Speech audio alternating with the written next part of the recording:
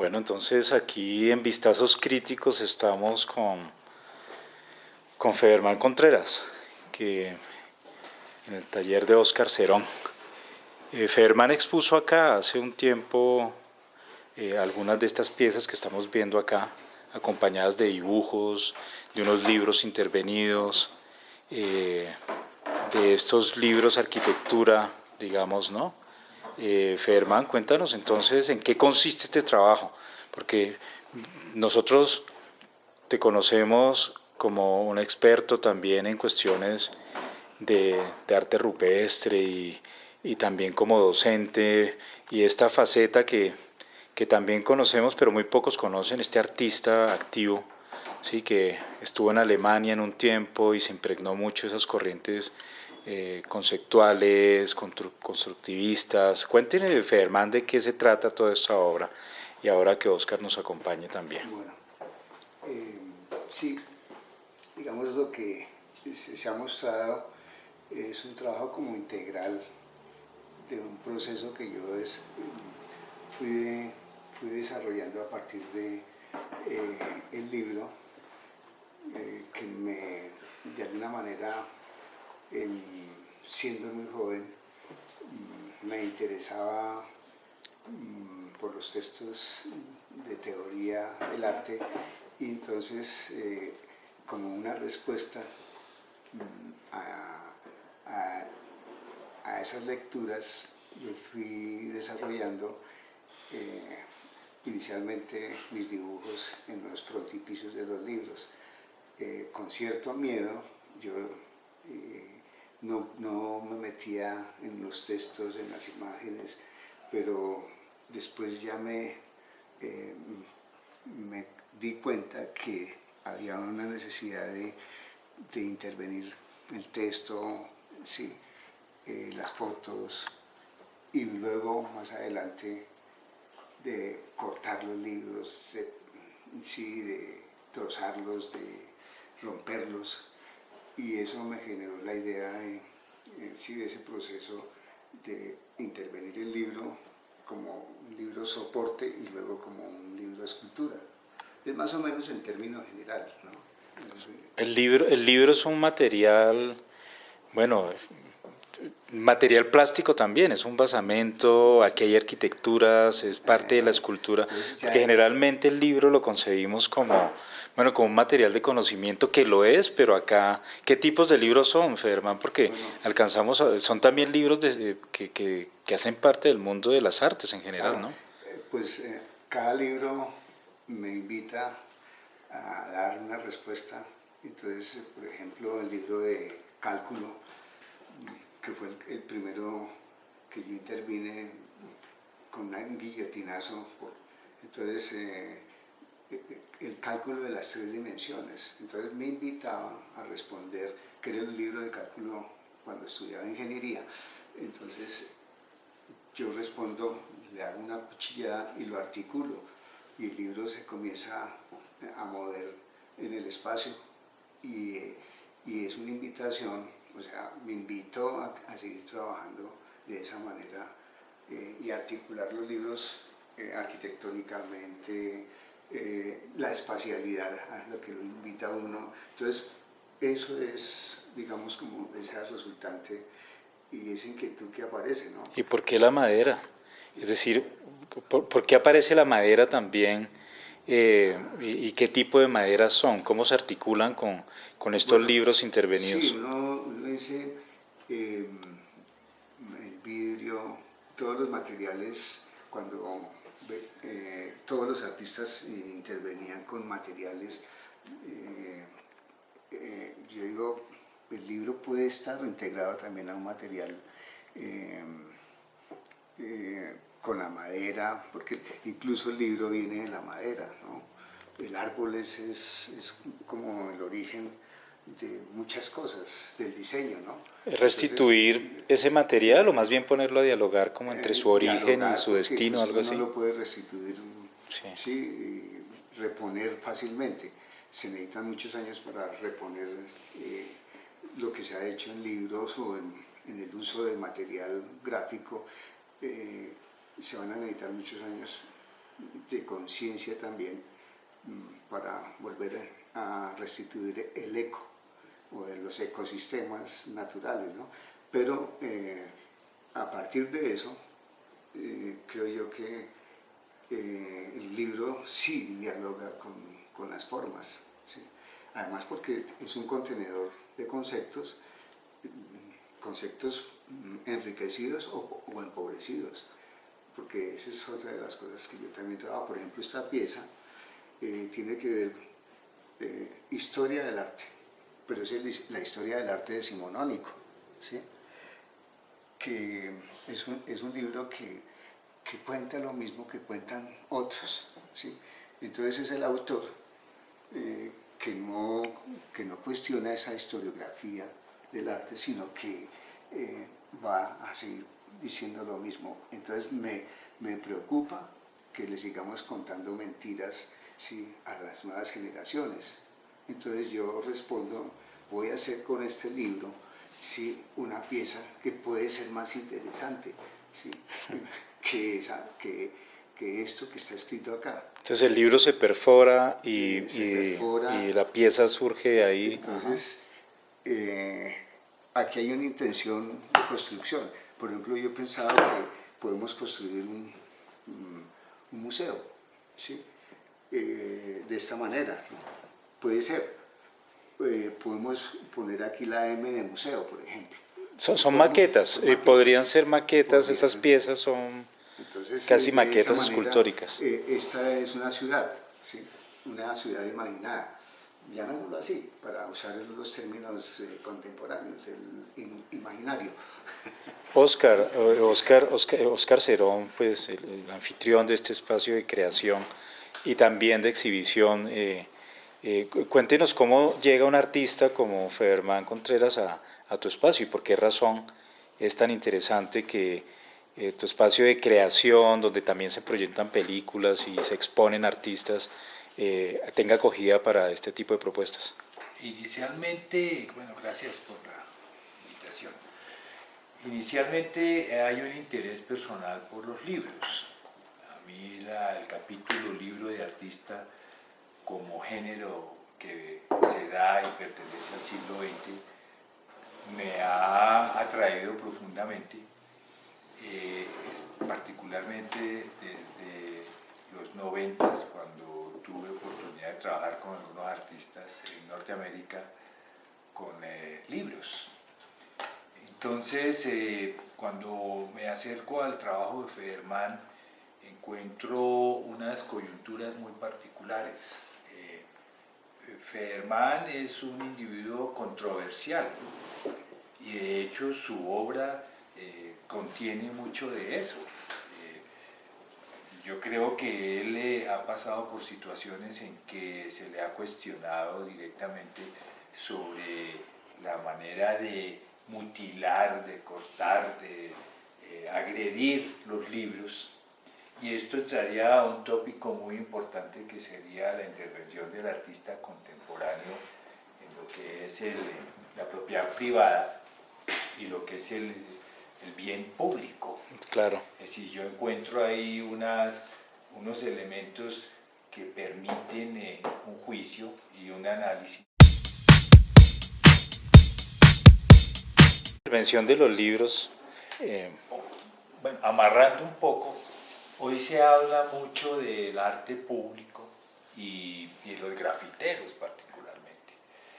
Entonces, el graffiti ha tenido o tiene una presencia en todos los lugares, en todos los rincones del mundo, con connotaciones diferentes, sociales y culturales, indudablemente.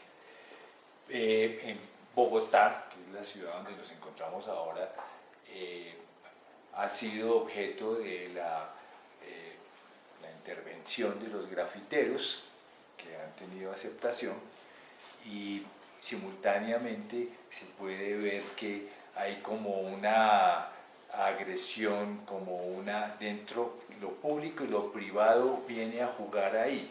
Es distinto intervenir un puente que tiene una función pública a una fachada de una casa particular y privada. Entonces, yo empezaba a encontrar unos paralelos ahí entre el sentido real y cómo poder responder ante los individuos que en primera instancia critican el trabajo de Federman, como lo que es la propiedad privada, los derechos de autor.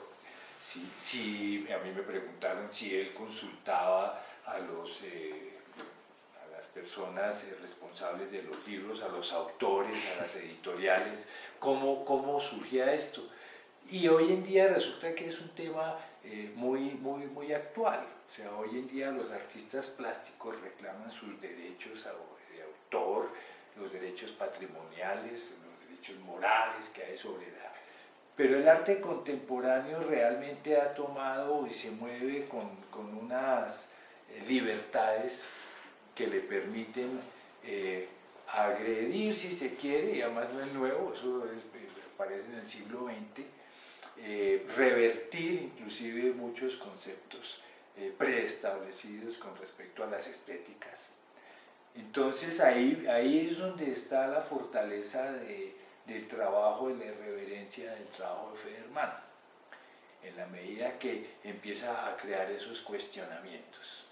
Ante los ojos de unos individuos conservadores será algo bochornoso, ¿no? Y cuestionable y reprochable el hecho de que se atreva a romper un libro. Pero es que el libro tiene un carácter que se sale de la intención inicial al hecho de poderse reproducir. Un libro donde hay una edición de 1000 ejemplares le da al artista un margen para poder apropiárselo y revertir un poco esa sacralidad que se le quiere dar a los libros.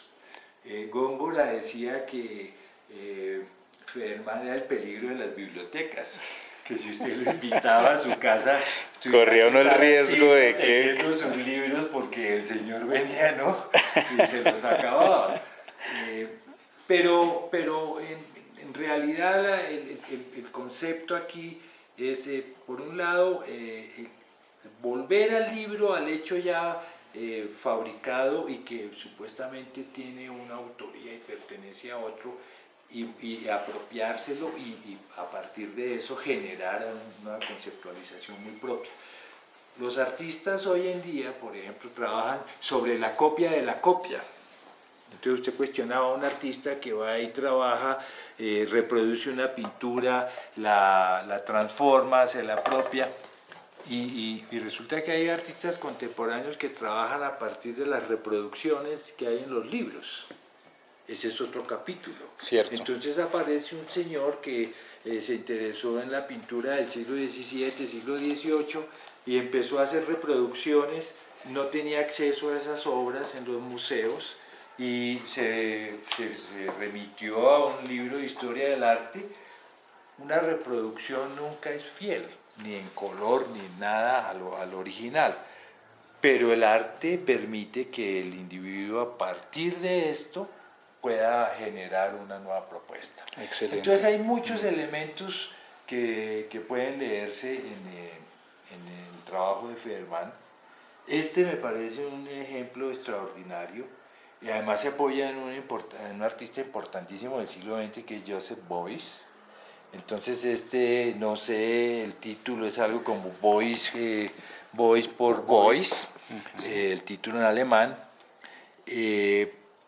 Y yo creo que es uno de los grandes aciertos en las intervenciones que ha hecho Federman, en la manera en que justapone los lenguajes, el lenguaje del artista alemán y la intervención que hace Federman. Es muy acertado este trabajo. Entonces, finalmente... Porque sobre eso, Oscar, que comentas, me parece interesante también escucharte, Federman.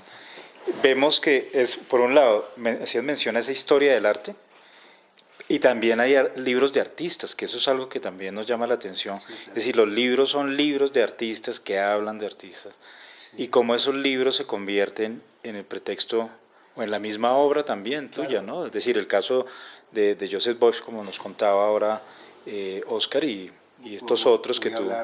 Voy a hablar un poco. Adelante, sí. Creo que Beuys es un personaje ¿Y por qué me interesa? No lo estoy, digamos, yo cuando tomo la obra de Boyce para un libro, para hacer una pieza, ¿sí? Es precisamente un homenaje que yo le estoy haciendo a un tipo de una altura conceptual. ¿Por qué? Porque el tipo diría yo, que genera, abre una puerta muy, muy grande para generar una crítica, una autocrítica a su sociedad, ¿sí? Es el tipo que propone, ¿sí?, cuestionar al Estado, a un Estado que está llevando a una sociedad como la alemana, está llevando, ¿sí?, a que coma su propia manteca, ¿sí? Entonces, de frente, ¿sí?, que va a decir muchas cosas y va a cuestionar, por eso el tipo es masacrado, lo castigan, le pegan, ¿sí?, los mismos alumnos, porque ¿cómo así que los cuestionan, ¿no? Porque la cultura alemana es la cultura de la grasa, de la manteca, ¿sí? Y él lo propone, ahí está. Sí, esta carta es una carta, ¿sí?, una carta que él ha mojado, la ha empapado de grasa, ¿sí? Y además es un contenedor muy interesante, ¿ves? Bien. Aquí tú intervienes esa carta, el sobre lo vuelves otra vez, lo restituyes. Lo vuelvo sobre, sí, ¿sí? sí. Entonces, esto es como yo veo cómo nos tienen a nosotros ¿sí?, con una capa de obviedad. Esos baldes que están ahí yo los interpreto como capas de obviedad, ¿sí? O sea, nos emboban, nos ponen a seguir parámetros, ¿cierto? Entonces, Interesante, Fermán, disculpa, que menciones esa dimensión política de Joseph Beuys, ¿no? Porque es que hay una tendencia a desvirtuar a estos personajes, hay una mirada soft, ¿no?, de Joseph Beuys despojado de esa... Es decir, olvidamos que él fue el fundador del Partido de los Verdes, que además tenía una carga política. Eso hay que volverlo a decir y me alegra que lo hayas dicho. Un artista político, o sea, Totalmente. sin lugar a dudas. Además Sí. anticipa muchos intereses de los que se dan ahora en el arte contemporáneo. Nadie pensaba en el medio ambiente después de la época de posguerra. Y Beuys es uno de los primeros que realmente hace un llamado de atención sobre el medio ambiente y la convivencia con la naturaleza dentro de su programa político a través del arte. Es un tipo, a pesar, bueno, me parece que es interesante. A mí me gustaría mostrar estas dos piezas. Sí, yo creo que son dos que son muy interesante porque es dos candidatos a la presidencia en ese momento, y antes de ser presidentes yo he respondido, es lo que yo llamo el arte contestatario.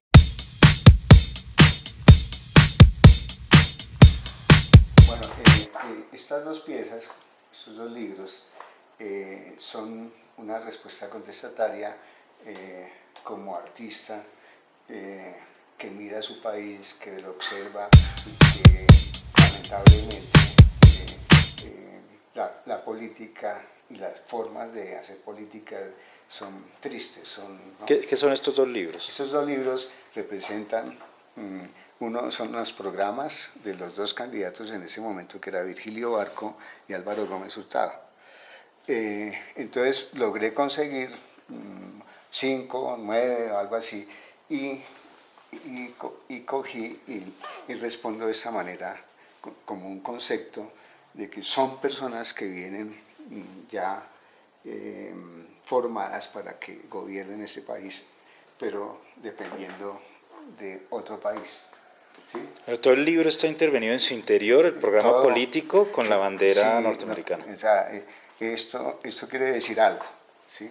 Entonces es una forma simbólica de decirle a la gente, mire lo que sucede en nuestro medio. Siempre la Casa Blanca está encima de nosotros, ¿sí? A través de... ¿sí? Nosotros somos, esta sociedad está dependiendo de esas políticas, el Banco Mundial, Sí. Pero habían ahí otros juegos también porque estaba la Alianza para el Progreso. Bueno, detrás y de creo eso. que recientemente Kennedy era la gran figura, ¿no? Claro. El personaje aquí, entonces era difícil y los cuerpos de paz y todo lo que se daba en los años 60, porque esto es en los 70 ya, pero son momentos que se conjugan, y que entonces se van alargando. ideológicamente hay una postura y el sueño americano, o sea, se sumen muchas cosas Sí. al tiempo que hacen que el asunto de ideología y de presencia de los norteamericanos sea más benevolente dentro del consenso general de los individuos, o sea, no necesariamente una animadversión, pero era tácitamente la implicación directa de la ideología, del sistema y el patrón y el modelo norteamericano. Exactamente. Por más que hayan diferencias en el programa, el patrón norteamericano está ahí.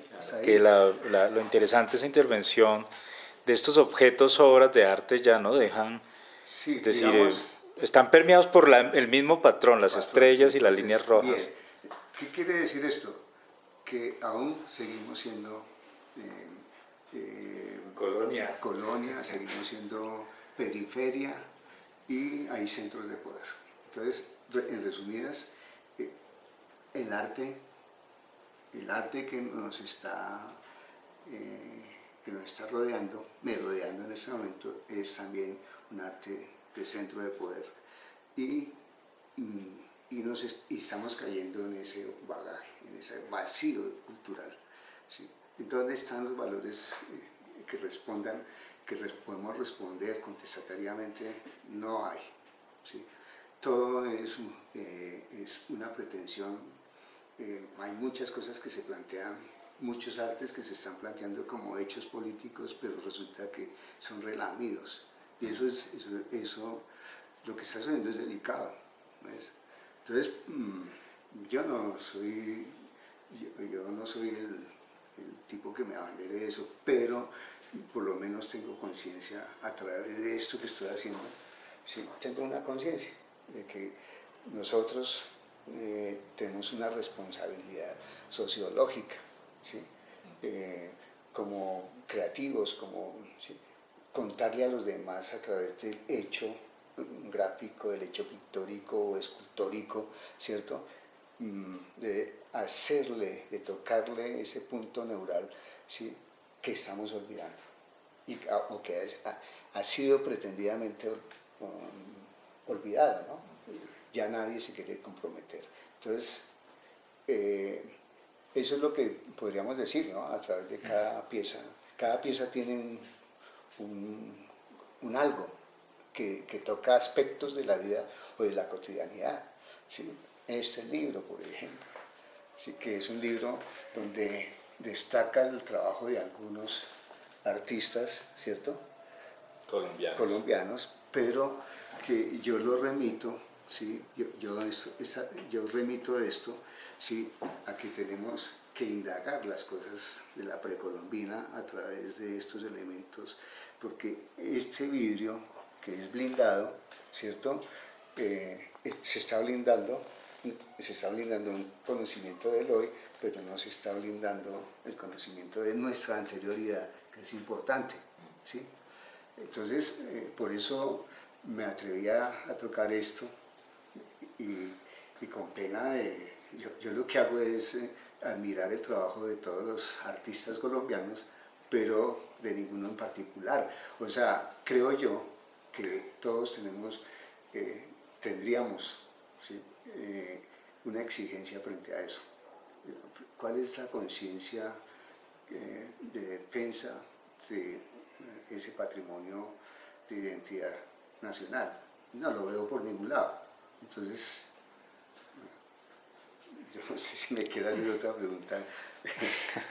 No, sí, claro, no, es que de todas maneras me parece claro que por un lado el libro como material cultural que se convierte en material escultórico, en material estético, sí, plástico, digamos, de concepto, que ya viene con su carga de conocimiento, pero cuando se interviene resignifica, ¿no? Y se vuelve otra cosa. La intervención de las dos banderas sobre los programas presidenciales creo que es una de esas obras que forman hito, ¿no? Atrevamos a decirlo. El de Joseph Beuys, como decía Oscar también, creo que es otro de esos libros, ¿no? ¿Por qué razón la escultura libro, sí, para Federman en un momento dado, que también lo conocemos como rastreando signos grabados en las piedras, con una carga histórica muy importante en nuestro contexto, hoy está actualizado acá? Es decir, ¿por qué para que quienes vayan a ver este video, para un artista como usted, esto es tan importante? Pues sí, pues es importante porque cada vez perdemos la noción de nuestras raíces. ¿Sí? La historiografía colombiana, que yo la cuestiono, que hay un libro publicado sobre ese tema, yo cuestiono y digo, ¿qué pasa con la academia que no quiere mirar el pasado nuestro? ¿Sí? Nosotros tenemos un pasado y que es extraordinario. Todo ese trabajo pintado en las piedras, que es una escritura, y que la historiografía se ha encargado de decir que la cultura muisca es ágrafa. Eso es una falacia. Eso se lo inventaron desde los tres básicos cronistas que escriben lo nuestro, y a partir de eso la historiografía se ha encargado de seguirle mintiendo a las nuevas generaciones. Entonces a mí me preocupa, y por eso yo sí estoy trabajando en ese campo. Perfecto. Pues Federman, muchas gracias. Oscar, muchas gracias. Podríamos cerrar ahí, o es tan nefasta nuestra historia que tenemos que darle la espalda, ignorarla y negarla y no definitivamente olvidarla, ¿sí? Porque de alguna manera tiene que haber una explicación a por qué el olvido. No debe ser que nuestra historia definitivamente es nefasta, no hay otra. Pero ¿sabe qué es lo más interesante? Es que esta sociedad que ha tratado de borrar, la clase dominante, herencia de ese mestizaje, ha querido borrar precisamente que son mestizos. Entonces, por esa razón es que no se le da importancia, porque ¿cómo es posible que vayan a decir que nosotros somos mestizos? No, precisamente somos una sangre nueva. Ese mestizaje sirvió para precisamente generar